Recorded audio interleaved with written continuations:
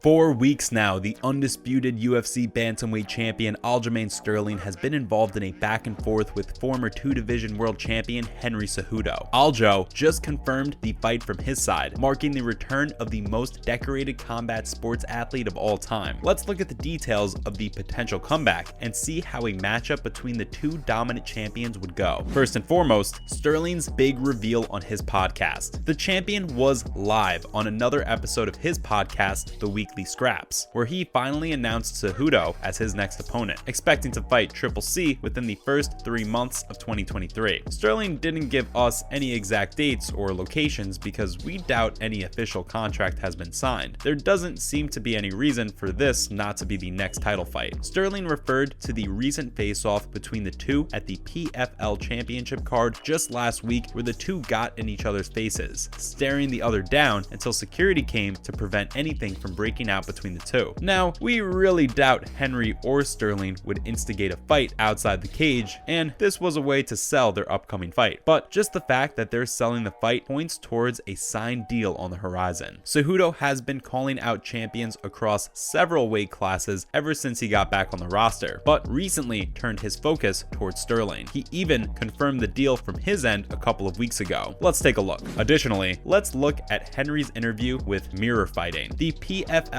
World Championships were a bit of a coming out party for the potential Cejudo vs Sterling card. The former champion was having an exclusive interview with Mirror Fighting when he announced his fight against Sterling, calling it a done deal. Cejudo has teased fights in the past, but there was more weight behind this claim because of his addition to the USADA testing pool in spring. "I'm back," said Cejudo when he was questioned about fighting in 2023. The Olympic gold medalist outlined his plans, and they don't involve a one-time return like GSP. He wants to return to domination, win the belt at 135, defend it once or twice, and then move up to challenge the featherweight champion and pound-for-pound kingpin Alexander Volkanovski. At 35, Cejudo isn't the youngest of fighters, and he's been out of the game for a bit, but he still has a few solid years of fighting in him. It's not too outlandish of a plan as far as becoming a three-division world champion in MMA goes. In addition, his manager, Ali Abdelaziz, confirmed his client is next in line for a title shot at 135 in an interview. This entire episode of confirmations was highlighted by the altercation outside the cage at PFL. So let's take a closer look. Next up, Cejudo screams in a stoic Aljo's face. There wasn't any pretense of violence or threat made by either fighter, and the entire thing was friendly enough even before the security got there. The two seemed to just be enjoying the moment and building hype for an upcoming fight until Cejudo started screaming as the announcer spoke in the background. This drew the attention of a lot of bystanders, and we guessed that's what Cejudo wanted considering he was selling a fight. However, Aljo later said that he just found the entire thing awkward. The king of cringe presented himself in the flesh to Aljo at PFL, and we think he's going to see a lot more of it when the two go on their promotion tour. In all honesty, it might annoy Aljo enough to get inside his head. The champion has always been a pretty chill guy, coasting through the interview without much controversy and letting his stellar record do the talking. So Cejudo's over-the-top personality could grate on him enough to throw him off. Finally, how does the champion think the fight will go? Aljamain was pretty honest about his feelings about the fight and showed great respect for what Cejudo had achieved in the sport. Make no doubt of it, Sterling is fully set on ruining Henry's comeback party and is going to the cage to cement himself as the genuine, undisputed, best 135-pound fighter in the world. The champion finds himself to be a stylistic nightmare for Triple C. Aljo is a tall fighter for his weight division, and his wrestling and jiu-jitsu skills are world class. He's shown great ability striking from the outside, something Marlon Moraes had great success with doing against the former champ. So there are problems in reclaiming the belt wherever Henry takes the fight. However, we've learned better over the years than to count Henry out of a fight, and so had Sterling. He admitted that Henry's speed and wrestling could lead him to a decision victory over the champion, and that to a close one, but Sterling doesn't see himself being finished by Cejudo. This could be confidence or a reference to Henry's fights against Dillashaw and Cruz that many felt were stopped too quickly. In any case, the champ believes the only way Henry wins is by outpointing him. Ever since the disqualification championship victory over Jan that won him his belt, Sterling has had a chip on his shoulder to prove his doubters wrong. Recently, Aljo revealed he feels the UFC themselves want to replace him as champion in a pretty complex conspiracy theory. Let us take a closer look. Let's start with the big question. Who's the golden golden goose. Our initial thoughts were probably the same as yours, returning champion Henry Cejudo, but Aljo has a much more complex theory in mind where Sugar Sean O'Malley is Dana White's chosen one. It's no secret that the UFC president loves Sugar Sean. He's a great fighter who brings in good crowds and gets exciting knockout finishes. But how does Henry fighting Aljo benefit Sean? According to Sterling, the best bet for Sean to become champion is fighting someone other than Sterling, because the champ doesn't think O'Malley would survive in a matchup that's stylistically very tough for him. In contrast, Aljo admitted Henry to be an extremely talented fighter who stood in there with the best. He has the best chance to get a decision over the champ, and the best fight for the UFC to make would be #1 contender O'Malley versus Cejudo, would draw in pretty big PPV numbers. Now for the odds of this prediction coming to pass. There's a reason this is a conspiracy theory. It's built on a lot of ifs and maybes that are based on assuming what Dana White wants. Till now, he hasn't given any indication that he doesn't like Aljo, and it's not in the UFC's benefit to downplay their champion. But let's assume the plan is to have Sean on the throne, and Cejudo takes the strap of Aljamain, who chooses not to pry for an immediate rematch or a #1 contender shot against O'Malley himself. Even then, does O'Malley have enough talent and experience under his belt to overcome a decorated champion like Henry Cejudo? If he beats Aljo, it'll prove ring rust isn't a factor and he's as good as ever. O'Malley got taken down pretty easily by Jan, and Cejudo is an Olympic gold medalist who's built a career on overcoming the reach advantage many are giving to Sean in this matchup. O'Malley is good, and he could catch Henry to take him out, but the general consensus seems to be that he hasn't fought enough ranked fighters to develop the championship level. Finally, is O'Malley the next big thing in the UFC? The Sugar Show gets a lot of attention, that's for sure. Sean has been making the rounds on social media since his knockout win in the Ultimate Fighter Season 26, only adding to his skill set and highlight reel in the process. The show derailed when Sean, quite literally, lost his footing against Chito Vera and took time off to heal his injured leg. But Sean's been right back since he got better. He's finished 3 fighters in a row after coming back, the streak only breaking when a dominant performance was declared no contest when O'Malley accidentally eye-poked Pedro Munoz. However, his biggest win just came against former champion Peter Yan, who was also the largest leap in competition Sean had ever experienced. We know,